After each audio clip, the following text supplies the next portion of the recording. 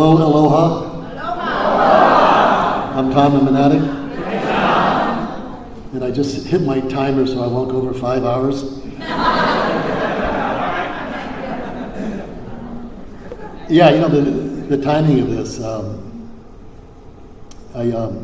First, I'd like to start off with one thing. I mean, first, this convention, this committee, amazing. Thank you, guys.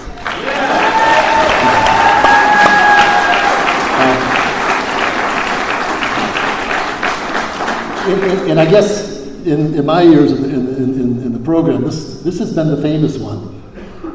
You know, I don't know, maybe it was one of the first, you know, but I know it was the one that always stood out, you know, the East Coast Convention. And so you guys got some great history here, and I'm really honored to be here, really. You know, sometimes we try to, you know, describe what addiction is, you know, and I'm always trying to find metaphors and stuff. And lately, I just remembered one. And some of you guys might know this. I don't know if they have these carnivals around here, but do you ever get in one of those rides where it's this big, long, round circle and everybody stands in this cage? And it starts going around and around and around and around and around. I mean, to the point where you can't lift your head, you can't lift your hand, your finger. Welcome to the disease of addiction. You know, because that's the way it is. We couldn't do a thing to help ourselves, not a thing. And I think every once in a while a little window opens up and spits one of us out. You know, and we get here, you know. And the thing is, you know, the deal is don't ever stick your head back in that window because it's going to suck you right back in. So the way I got here on this trip here, I was on my way to Haiti. We went there last year. We're trying to get NA off the ground in Haiti. And, you know, it's tough there, man. It's, you know, this country is really, really hurting. And there's tons of addicts. And they're doing garbage. I mean, just... So we got an opportunity with some other organizations to go there, and Rural Services sent somebody from the Rural Board last year, and we brought a bunch of literature with us, and we made our first inroad. And then we came back this year, and along with, you know, that Sean Penn's organization, who's got this counseling thing where he has outreach workers that go into the hoods. We got to meet with those guys, and they're all excited. So, and now we got 5 addicts that are clean in Haiti.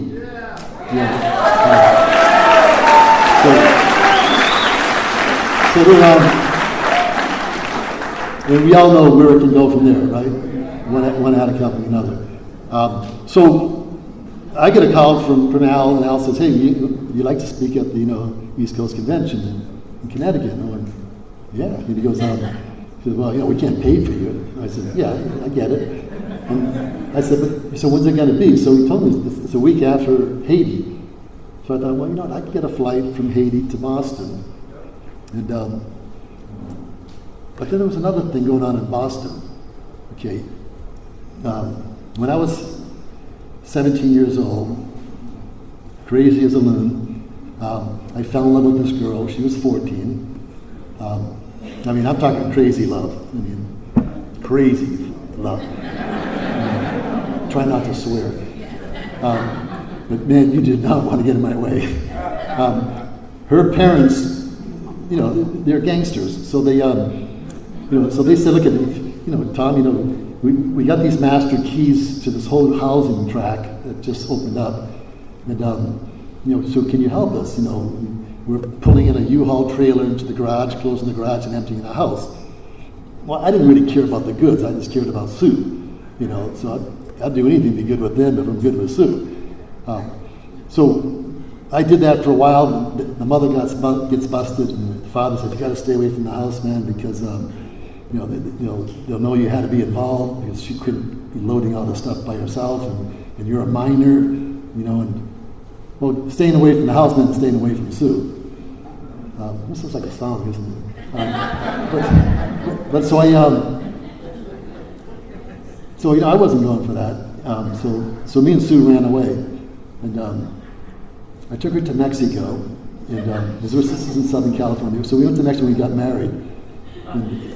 And they had to fill out these paperwork, and send it back to their parents to sign, which we knew they would never sign, but we didn't care. As far as we were concerned, we were married. Later, I'm living in Hollywood. I'm in a gas station, working at a gas station. I look down the street, and my car is surrounded by police cars. My trunk is up, and the doors are all wide open. I went, oh man. I took off back to the apartment, got Sue, and we jumped on a Greyhound bus and went to Boston. So, we're in Boston for I don't know how many months, and one day the door comes flying open, the FBI, guns drawn, Mr. McCauley, you're under arrest for first-degree murder. And I go, murder? Who did I kill? They said, who do you think you killed? And I went, my stepfather? Last time I seen him, I hit him with a pipe wrench, right? And I didn't know that wouldn't be first-degree murder anyways, but I'm pissing in my pants, and I'm scared. They got me on the floor with their foot on my head with guns, and so they get us to the police station all night long. Back then they didn't make phone calls to California. They teletyped. So by the time the information came, they said, well, okay, the person you killed was Sue. I said, well, that's Sue. And she's alive. And so they said, okay, so they told California, okay, she's alive. And California said, well, she's a ward of the court now. We're going to extradite her back. And he said, well, what do you want to do about him? And they said, well, hold him on something. Okay, so they brought me down to the courtroom the next morning, and they called my name, and they said, Mr. McCauley, you're being charged with statutory rape and kidnapping. How do you plead? And I kept saying, rape, kidnapping, she's my wife. And they say, how do you plead? I say, rape, kidnapping. And they say, how do you plead? Well, I did what I've done all my life. I snapped. I tried to throw a bench at a judge, and jumped on the concrete floor, started smashing my head in. A little dramatic. So they decided to put me in this jail. They weren't going to send me to any juvenile facility because this kid was really pretty wild. So they put me in this jail. It's called the Child Street Jail. And this place was 135 years old when I got there, condemned already for like 25 years.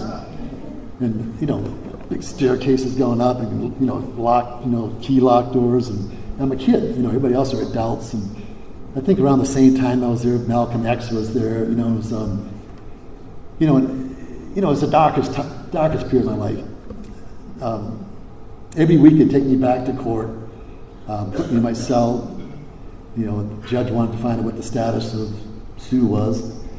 They'd bring Sue in.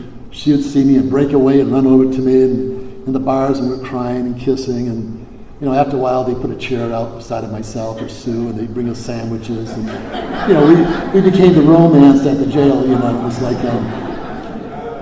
And then one day I came back to the court, and she didn't come back, and they said, Sue's gone. And, so the judge calls me up and he says, so what would you do if we let you go?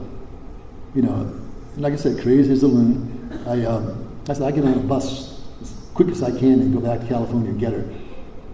He says, get the hell out of Boston. Just go. So anyways, so that was my story there. And then a number of years later, I'm clean. Okay, I'm about 36 years clean. And my son is graduating from UMass in Amherst. And I had this friend that I had met in Hawaii that had an apartment right on the Charles River, and in Cambridge. And he said, look, if you ever come to Boston, let me know. You can use my place. So we're going to come for the graduation, and we get to this. This apartment's got to be worth $3 million, and I'm sitting there in the first morning, waking up doing my prayer meditation, and I'm looking out over the Boston skyline, looking at Mass General Hospital. And all of a sudden I looked at this thing down tucked by the river, and I said, Jesus, that's the Child Street Jail. That's where I was, the darkest point of my life. And I'm sitting here 36 years clean. My son's graduating from college. I've been free all these years in this $1 million apartment, and I'm thinking, man, unbelievable. It was a spiritual experience in the moment. So a few years later, this friend of mine who owned the apartment calls me up and he says, hey man, I got to let you know something. Charles Street Jail was designed by a famous architect, and it's on the National Registry. They can't demolish it. So, but it's being converted into a luxury hotel. So on the way back from Haiti, guess where I stayed?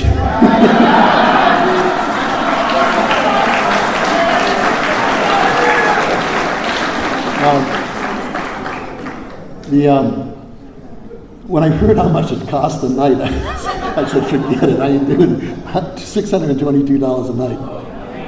I said, ain't no way. There ain't no way I could do this. A sponsee of mine, who I've been sponsoring for 46 years, calls me up and he goes, hey man, you got to do this. I'm paying for your hotel room. So, the love here, right?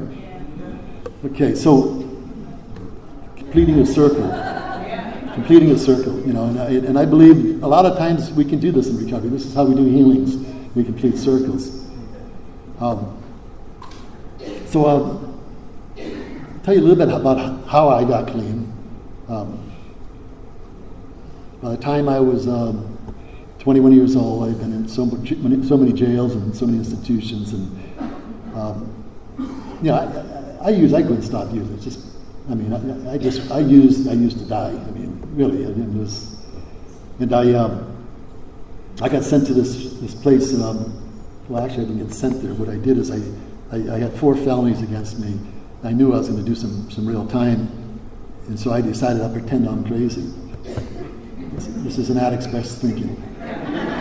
So I went before the California courts, and I put on a big act, you know, and I'm good at putting on acts and stuff. I didn't know who the president was, what day it was, you know, all that shit. And you know, so they declared me a threat to the state of California, and you know, a threat to myself. And I thought they were going to send me to this nice minimum security hospital where I'd probably meet my soulmate. But they decided to send me to this place called the Tascadero State Hospital, which it's a maximum security hospital for the criminally insane. All male hospital, no girls, 40-foot walls all around. And I want to say, anyways, I messed up that time, okay? I'm trying not to swear. You guys are good. I'm doing good. You know, so when I get there, then I try to show them, I'm sane, you know. But, they said, no, you're not. So anyways, I was in there, and I got out and went right back to use it again. Couldn't stop, you know, and I knew if I get busted again, I'm probably going to start going back to the hospitals, because in California, once they hang that crazy jacket on you, that's what you end up going back to.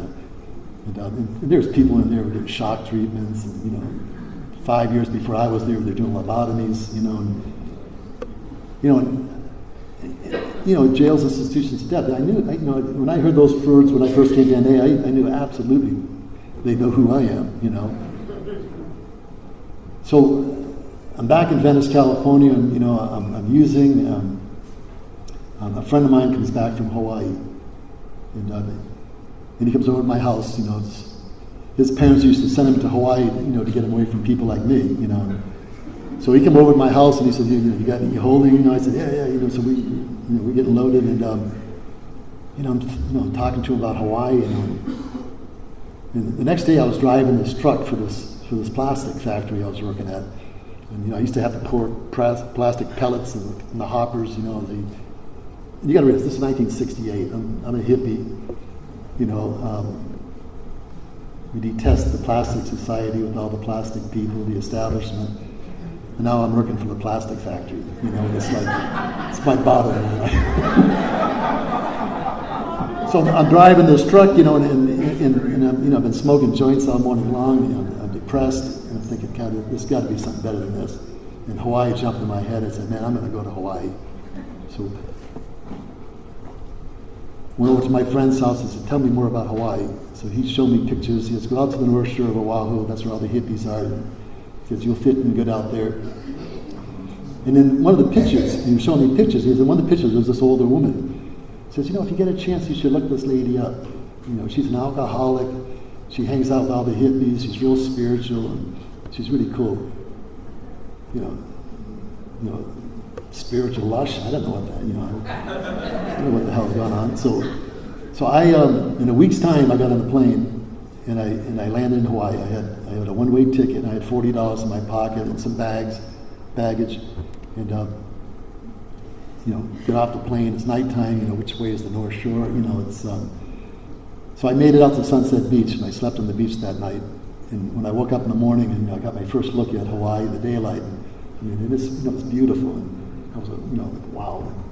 And then like wow, what the hell are you doing in Hawaii? I mean, you don't know nobody. You ain't got no money. What a brainstorm this one was, Going to Hawaii, and here you are, you're stuck in the middle of the ocean, But, I swear, I sat there, and I went, just like, man, what do you do now? And, story of my life. And all of a sudden, this little car pulls up, no one else on the beach, and I see this woman get out of the car and walk down to the beach. And I looked, and I said, that's that lady in the picture. And I walked down towards her, and I said, is your name Flowbird? And she goes, yeah, that's me, honey.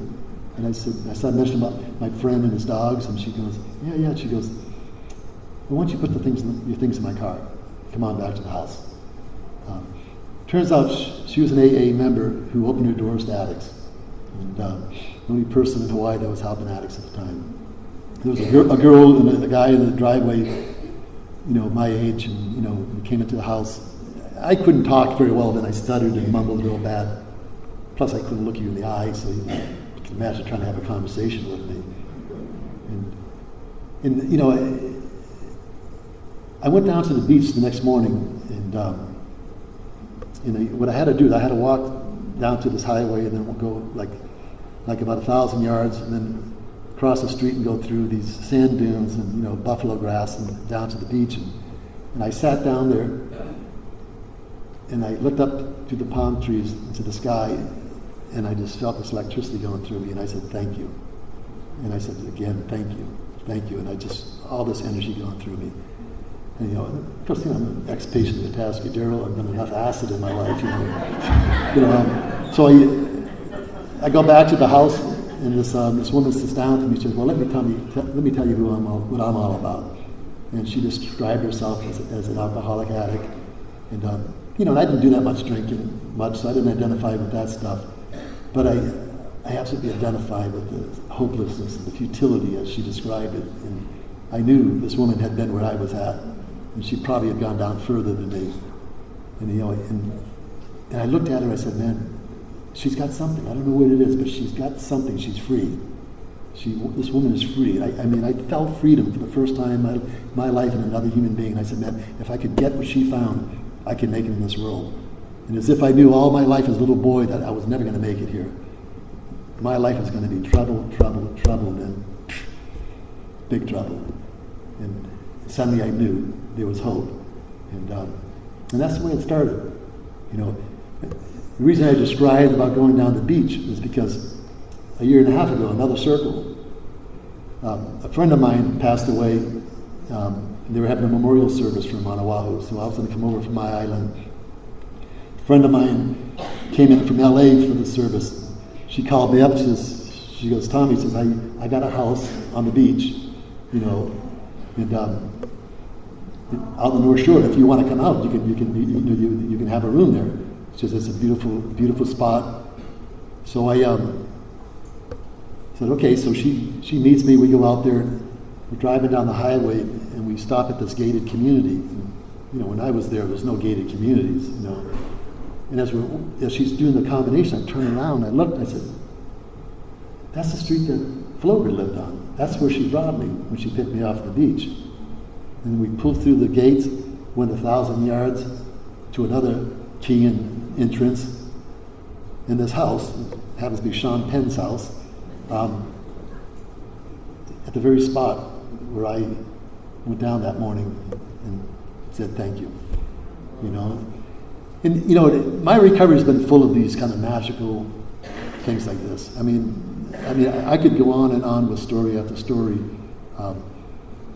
Someone, I write a lot on Facebook, and sometimes people say to me, oh, you should write a book, And I say, yeah, I ain't gonna write a book. I'm too lazy. And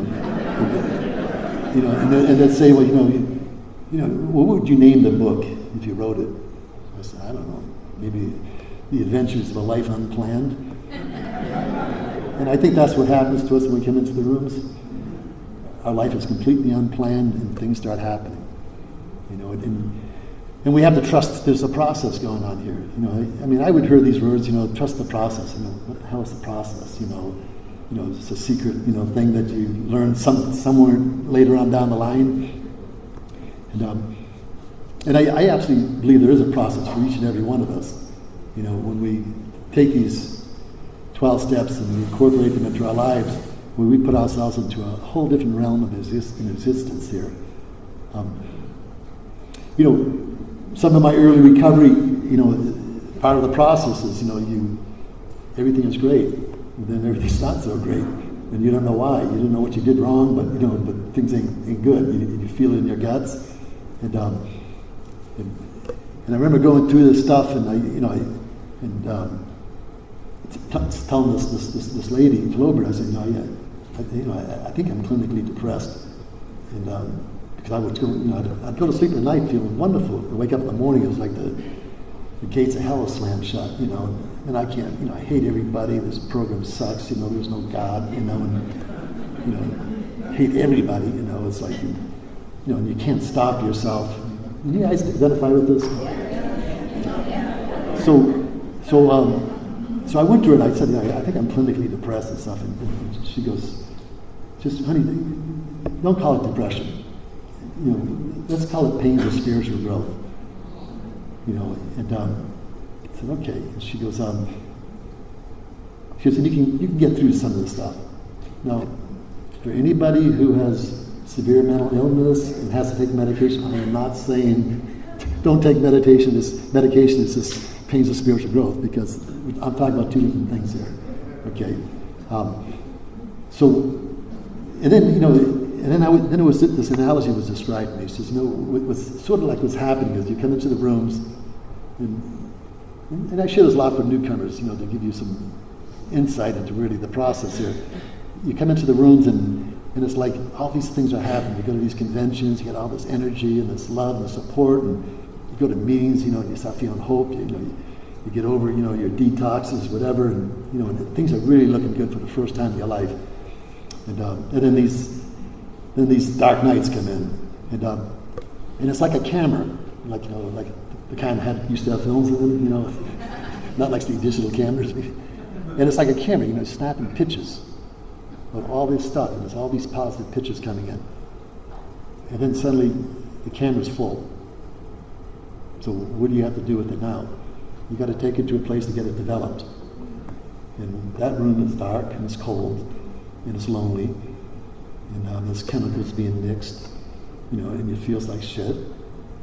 And then the first thing that comes out is a negative. It's like, wow, this is my reward. But if you hang in there, if you get into love and service, and regardless of what you're going through, just get into love and service. Try to give back something to somebody. Those negatives are going to turn into positives. The positives are going to be you. It's not those pictures anymore. It's going to be who you become. And so I like that analogy, and I kind of repeat it in my own life many, many times.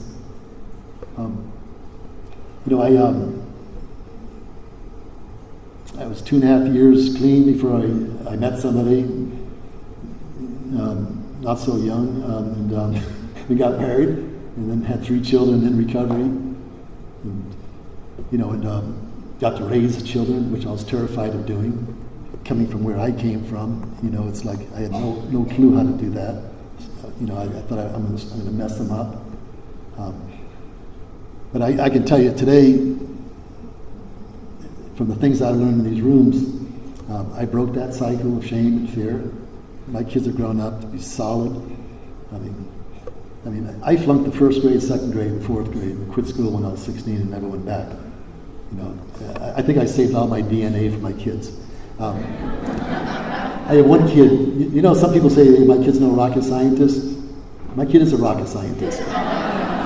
He works for NASA, to develop rocket systems.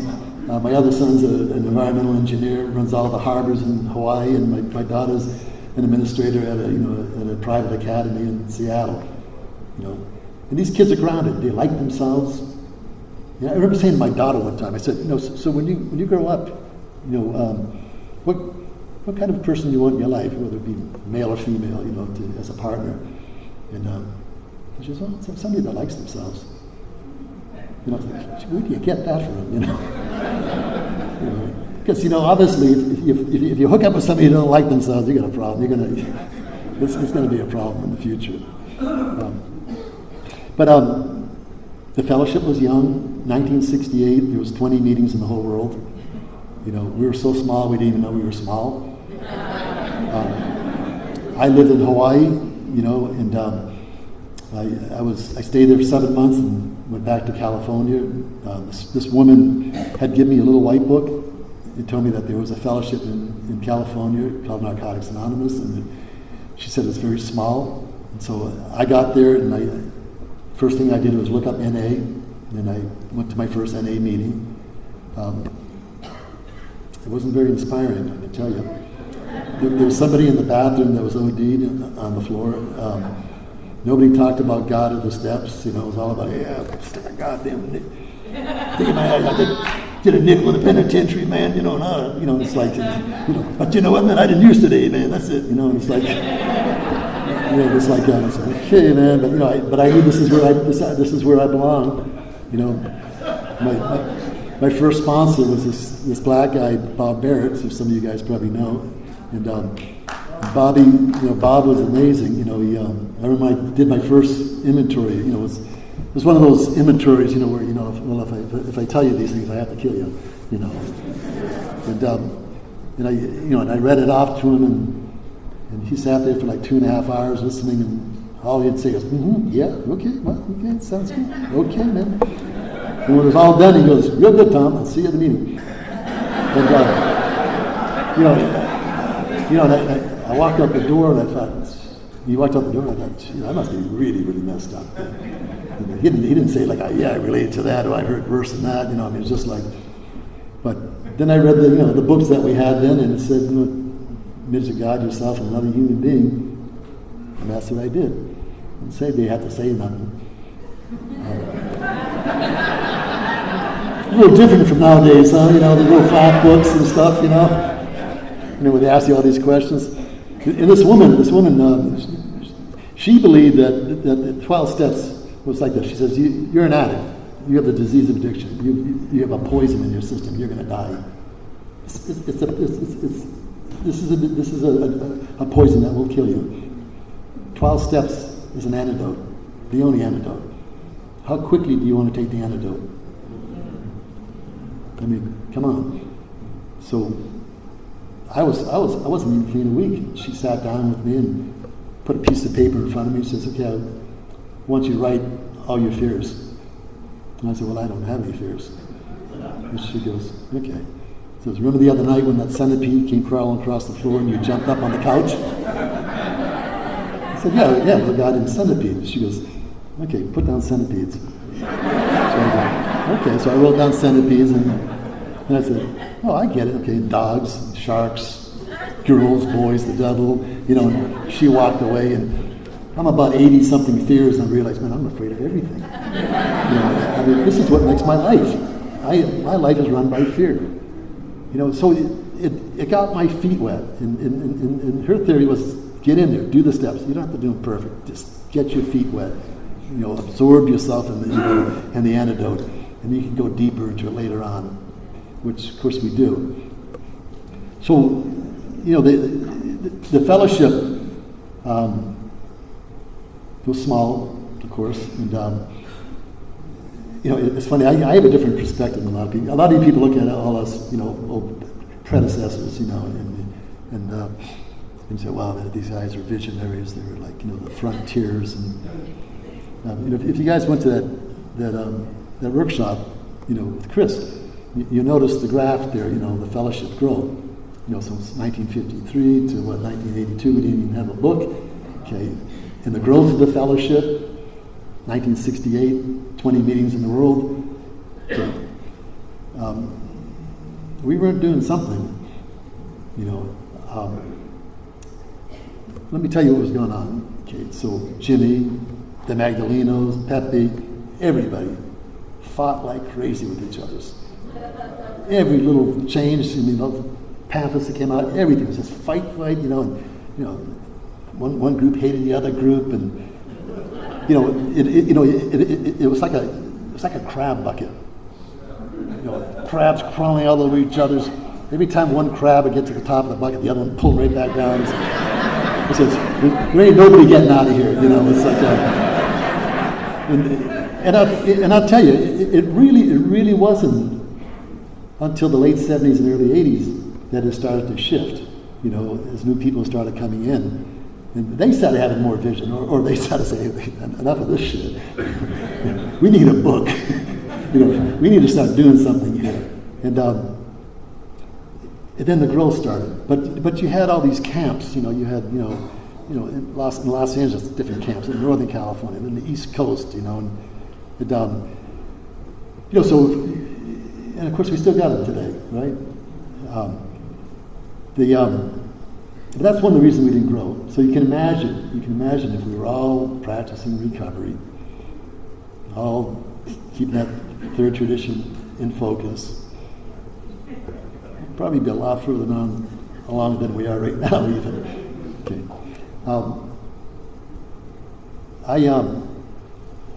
I was asked to go to the Rural Service Conference as the first RSR from Hawaii, so I didn't know what the hell a Rural Service Conference was. I thought it was a convention. We're going to have dances, and speakers.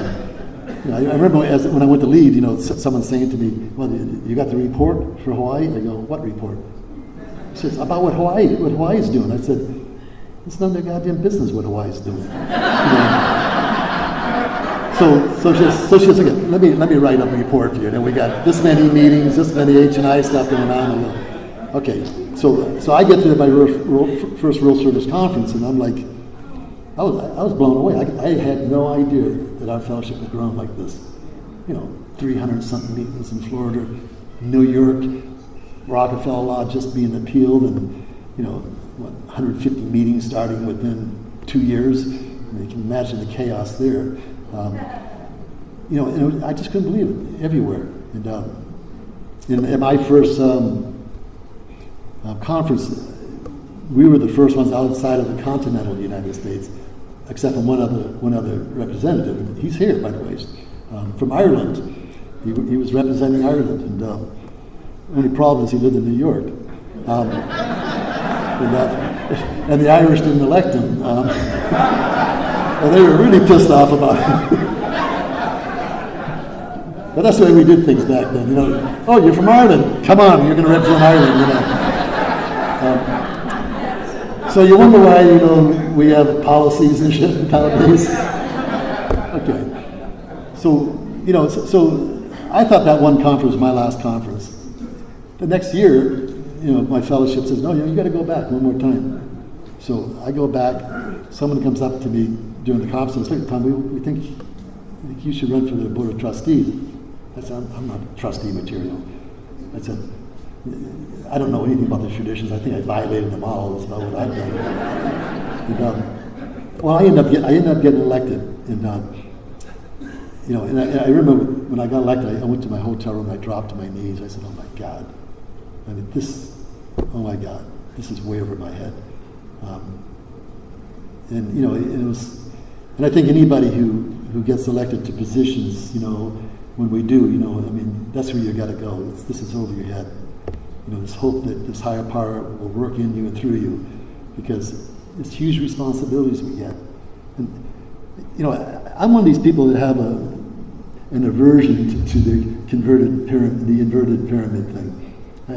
I think it was a mistake. And I know everybody goes, "What? This is one of the sacred cows of NA." But let me tell you why. Because one way or the other, someone's on top and someone's on the bottom. Okay, I believe what we really have going on here is a parallel service structure. If you're a member, you have a responsibility. If you become a GSR, you have another responsibility, more responsibility. If you do something in your area, you've taken on more responsibility. It's parallel.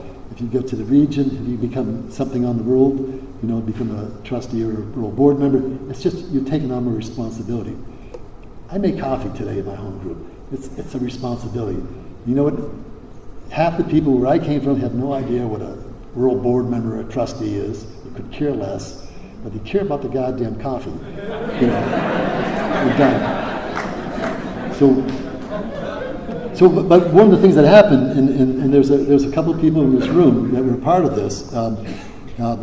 At that conference, they decided, because we started getting so many mail in from all over the world, that they wanted to get. They thought maybe we should form a new committee, and it was a new standing committee called the International Affairs Committee, and Kermit was there. John, I think was it John from Connecticut. Anyways, there was a couple of people in the room here that were part of that committee, and we weren't very grandiose or anything. As we sat around, they said, okay, so we have the Asia. Tom, you're from Hawaii. You have Asia. I said, okay. I got Asia, man. So how much money do I get? How much staff do I get? Oh, we got no money. We got no staff. But you got Asia, God will do for us what we can't do for ourselves. And believe it or not, I somehow made inroads into Asia without any ways and means. It's just all God shots. There was a guy who came to Hawaii from Japan, and he wanted to know how to start NA in Japan, in Japanese. And so he came to my house, and me and another couple of guys talked to him. And he went back to Japan, and we didn't hear much more. And then we started having people coming from Japan saying that they're clean NA members. They come to our gatherings. So, and they would say to me, Tom, please come to Japan. And I would say, I'd love to. And they say, good, we will wait. Okay, so I was on the board of trustees, so I told them at the office, I said, look, Japan wants us to send somebody. And they asked me if I would come, and they said, well, we ain't got no money to send you. I said, well, I'll get there, I'll get there by hook or by crook. And I said, so I just want to know I'm not running on self-will, And they said, no, you do it. And he said, but when you get there, try to find out how the Japanese are interpreting the God stuff. He says, because this is the first non-Judeo-Christian fellowship, the Buddhists and, have a personal God, and we're really curious. So I said, okay, I'll see what I can. I don't speak Japanese. When I got there, they don't speak, English. But, we talked about NA, we communicated fine, But the first day, they took me around Tokyo, and when I got back to my hotel room that night, the staff at the hotel behind the counter said, Mr. McCall, your passport. You lost your passport in the subway. And I happened to put my hotel receipt in there. And so the Japanese would consider finding something so important, an honor to return. So someone brought it back. And there was all 6 or 7 Japanese members who were with me. And all at the same time, I went, oh, Tom, hiya, power. I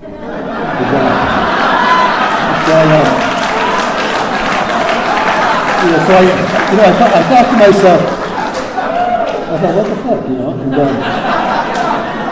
And, so the next day we're going around Tokyo, and I see these things called pachinko parlors. They're sort of a combination of slot machine and pinball machines, and they're gambling things, and they're everywhere. And I said, what are these things?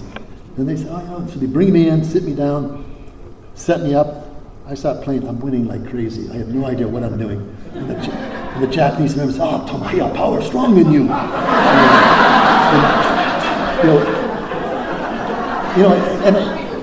And I thought to myself, these guys got exactly what we got. We don't know what the hell we got.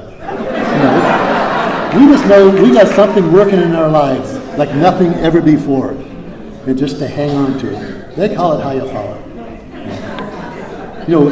And we learned so many things. We learned so many things from some of these countries. I went to the weirdest NA meeting in the world in Japan. I've been there probably 40 times. And one of the time I went there, this one guy, his name was Brute. I'm hanging out with him. I said, so what are we going to do, Brute? He goes, we go NA convention in Kyoto. I said, we got NA conventions? He goes, yeah. I said, you do? When did you start doing that? He goes, yeah, NA convention. So I go, okay, so we get on a bullet train, we get there,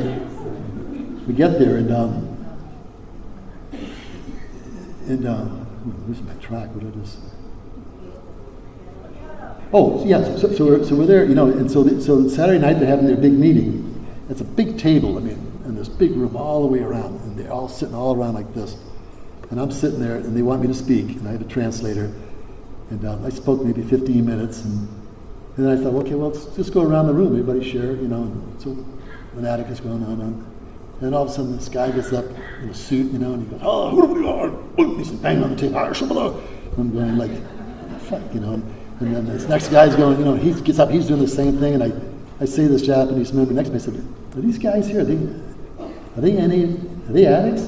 He goes, no addict. Church member. I say, church member? He goes, yeah. I said, are we still having the NA meeting? He goes, no more church meeting. No more NA meeting. Church meeting now. So it literally morphed into a church meeting. That's like, I said, do you guys like this? And they go, no, we don't like church meeting. But the Japanese would never say anything. It's just the way they are. I've got to go to a lot of different countries, and really, fellowship development is in my blood, right? I got on a plane, and it's in my blood. I can't help it. So I've got to go to a lot of places, and and help with the development of NA. When I was on the board of trustees, I got more active with that. And then later, after I got off the trustees, I was off for like almost 10 years, and then just as I thought I was getting away, they sucked me back in, kind of thing. So I get to particularly a lot of countries in Asia, and I don't know how much time I'm doing here. What am I doing here? Am I okay? Okay, so anyways, I can't tell. You guys heard about the growth in Iran, right? Okay, so for you guys who haven't heard about it, and this is an amazing NA story. I was asked to go there with the World Service Office because we had heard all these rumors about how it was growing, and one of the ways we found out about it is we heard that the president of Iran wanted to award NA an award at a convention of NA as being the best NGO of the year, non-governmental organization, non-profit.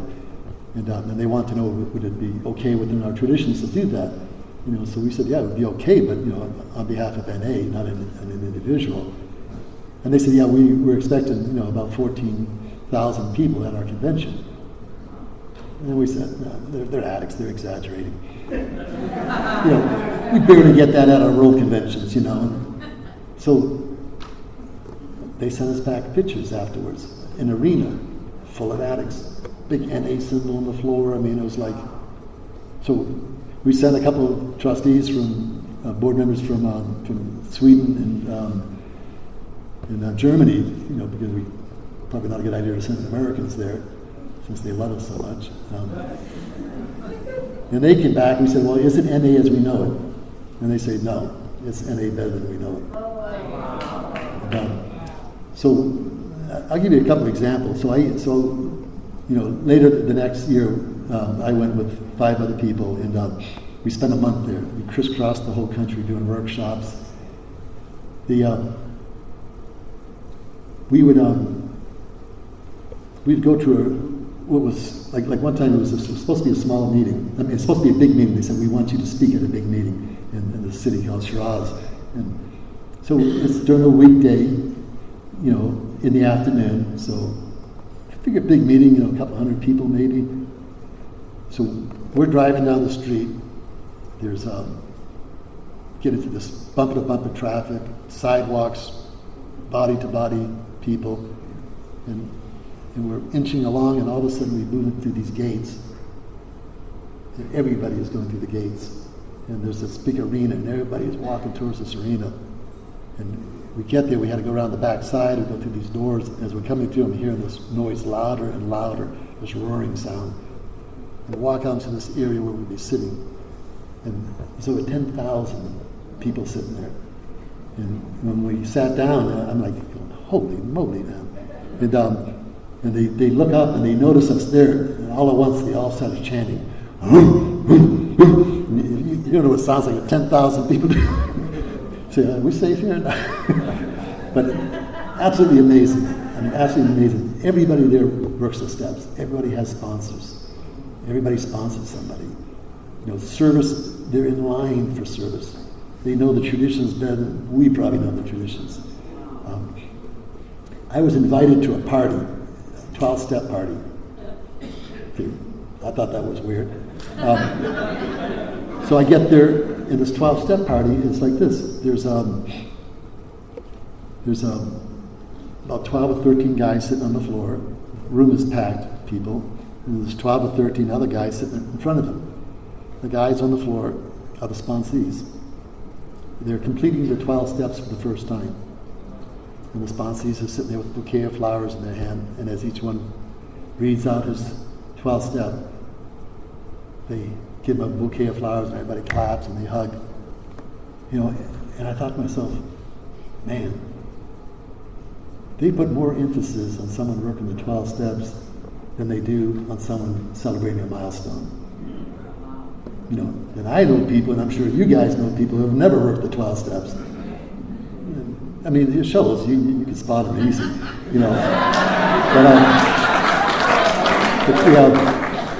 But seriously, this culture is just amazing. I mean, just amazing. And we too have so much to learn from them. Some of the other countries, Nepal. After the earthquake in Nepal, many of the addicts there who lost their homes and everything, you'd think they would just start scrambling to try to do their, get their homes back together and all that. The meetings would plan. They would get all their trucks that they could get together. They would fill it up with supplies, water, medicine, tarps, tents, and they head out into the mountains, the villages, where they know they were going to get no support from the government or anything.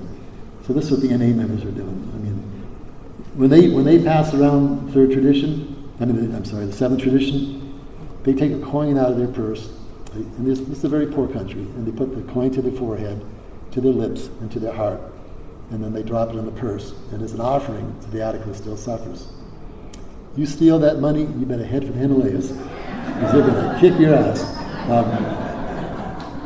But yeah, and there's so many other countries doing such really unique stuff that we of course we can all learn from. And unfortunately today, a lot of us can get to travel and see this stuff. We know what's going on right now in the Philippines. You got this dictator who has killed close to 8,000 addicts, shooting them in the streets. He's got this campaign going on. NA is strong in the Philippines. Addicts are coming to them like crazy to get, they don't get killed. So you can imagine what's on their plate. 18 years ago, it was like that in Thailand. They had a campaign to kill 2,500 addicts, just shooting them. And, today, we've got the basic text translated into Thai, all the literature, all the readings. It's the fellowship is really starting to evolve there. Local Thais. We've got lots of expats there, but very little Thais. And that's, it's one of the things you learn with fellowship development is, what works and what doesn't work. Sometimes us as expats, don't help the situation. We make problems for the situation. I mean, you have this small group of Thais, that are working like crazy doing all the translations, and they just get their translations done, and someone shows up with all these baby blues and says, "Oh, these are for free." And they're like, "Well, what the hell were we just doing?" And the World Service Office supplies all that literature for free to them, anyways. So why did you bring that kind of stuff there? It's confusing. And plus, somebody's now going to translate it, and they're going to add their own stuff into it because they don't know the real Thai language. Because I watched these guys do the translation. I sat in lots of translation committee meetings with them. They would turn to me and they'd go, "Tom, politics makes strange bedfellows." What does that mean? you know, and you say, it means nothing to you. Forget it. And they say, you can do that? I say, well, it's your book. Why would you want to write a book that doesn't, you know, express your recovery, your message here? And they go, wow, we can do that, huh? Of course you can do this.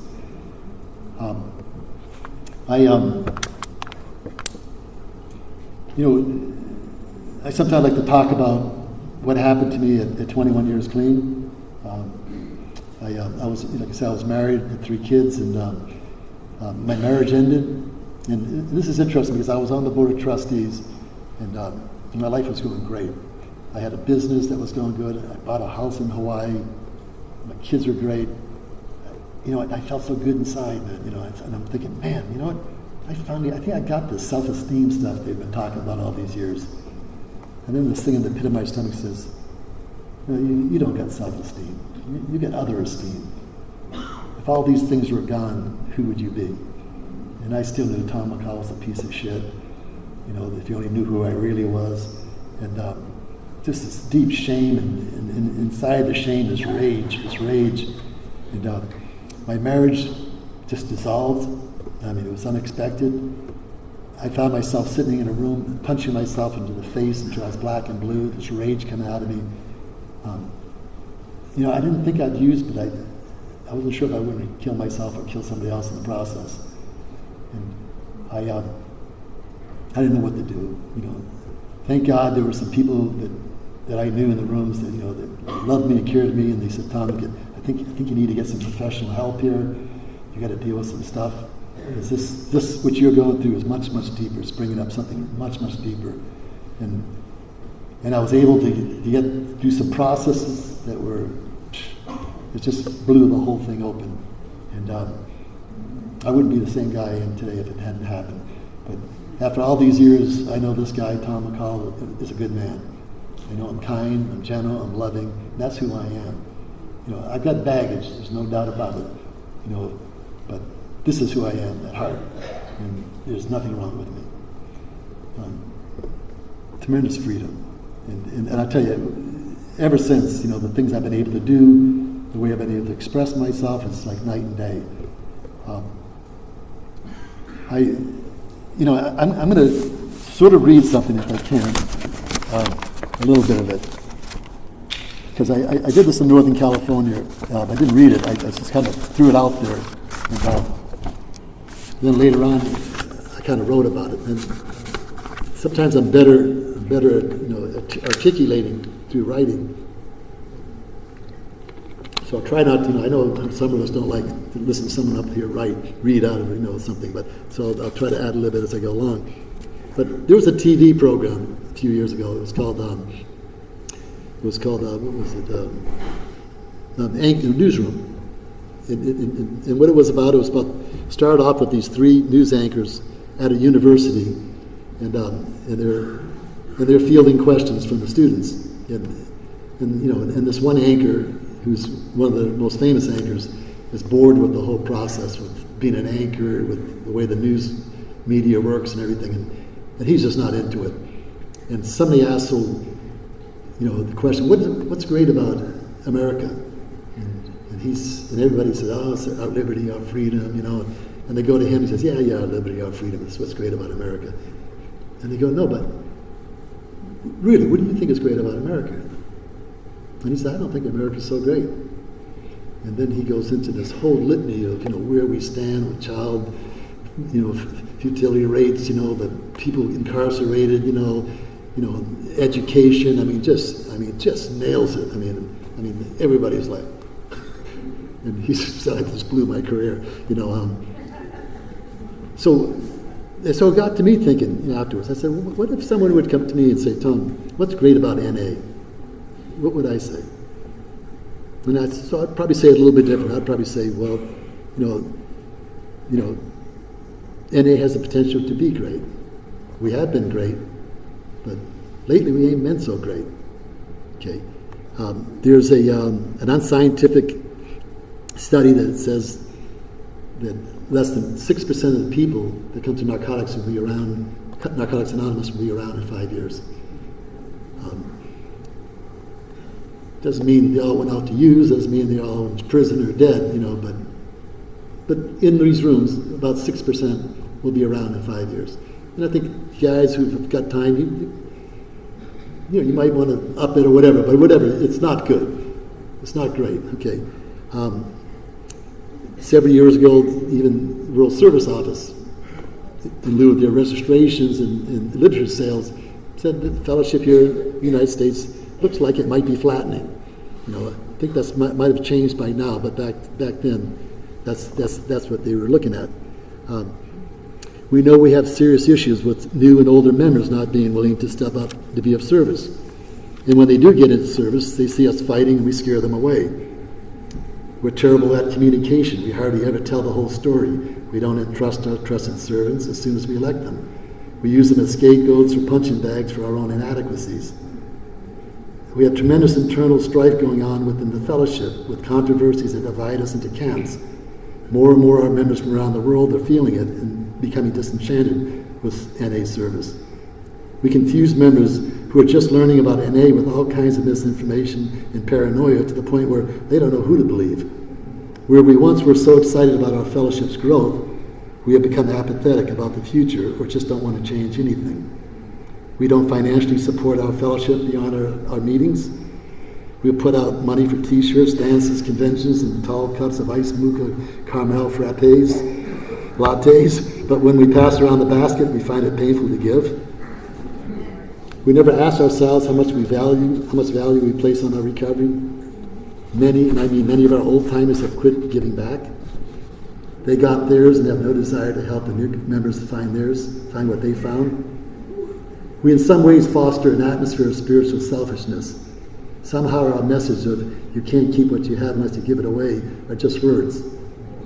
The warning that we should never allow our programs to evolve around our lives has been lost. We now see so many members saying their lives have become too busy. We are called the 12-step fellowship, and yet we soft pedal the 12 steps as if they are optional. We don't really tell the truth. We pretend we are allowing people to recover at their own pace when actually we're killing them. Remember, the less than 6% are still around in 5 years. Have we ever asked ourselves why? So in these regards, no, NA is not so great. But it could be. And here's how it could be. We know we've been given a gift that freed us from our addiction, that in itself should keep us fired up for the rest of our lives. We were given a set of spiritual, ethical, moral principles that, when applied, could also free us of many of our other areas in our lives. We knew from the beginning that we could not do this alone, that we needed one another. We're more than 1 million members worldwide. Attend any convention, you feel the joy, the gratitude, and the promise, like we feel here. Our vision means, aside from my own personal recovery, I'm part of a global effort or mission to help carry the message to every addict in the world suffering from this disease, the vision Jimmy Kay had. And so far, we have reached out to our brother and sister addicts in every continent, but we still have a long way to go. We have a degree of universal respect in the public's eye, though that could be much more.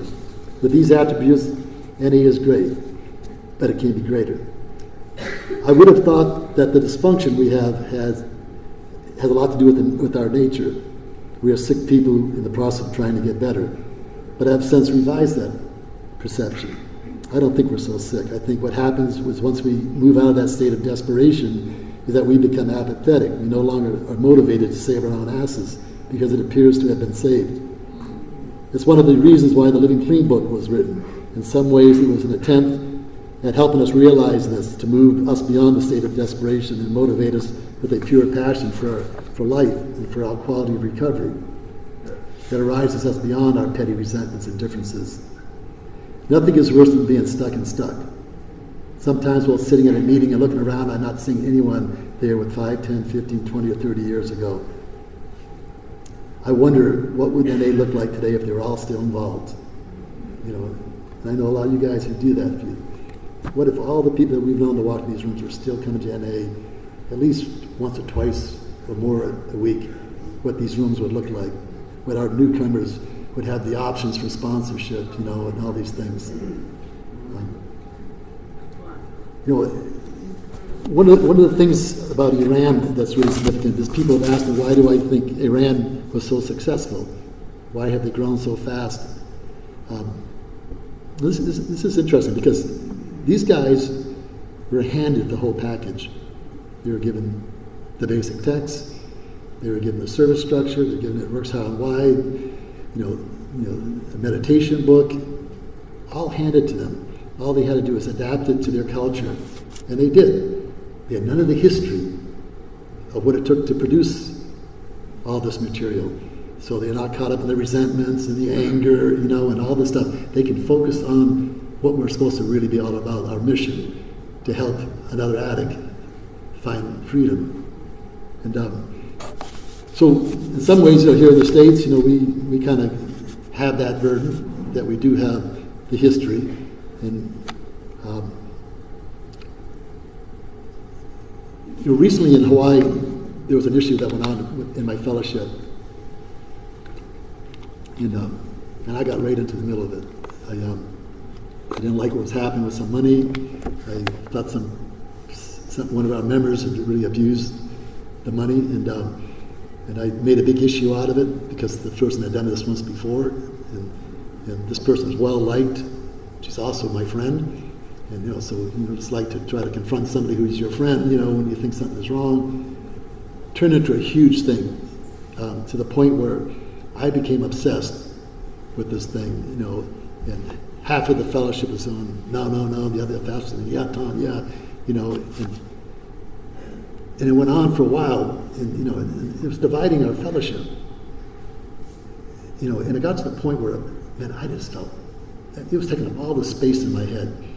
I mean, every day, and I'm 40-something years clean, I'm thinking, Jesus, come on, man, they are not your problem, you're your problem. That's NA 101, you are not my problem, I'm my problem. But why can't I stop? Well, I'm an addict, I'm obsessed, I'm stuck. I started praying, I started doing affirmations every day, 3 times a day, just to help me stop judging, on and on. And, it really owned it by this time, owned it. I got a problem here. I'm creating a lot of havoc here, and 1 year from now, none of this is going to make any difference to anybody. And nowadays I get all my wisdom from Facebook. So one morning I wake up and I open up Facebook, and there was a little thing that said, there's 2 ways you can be. You can be right, or you can be kind. And if you're kind, you're always going to be right. So thank you, guys.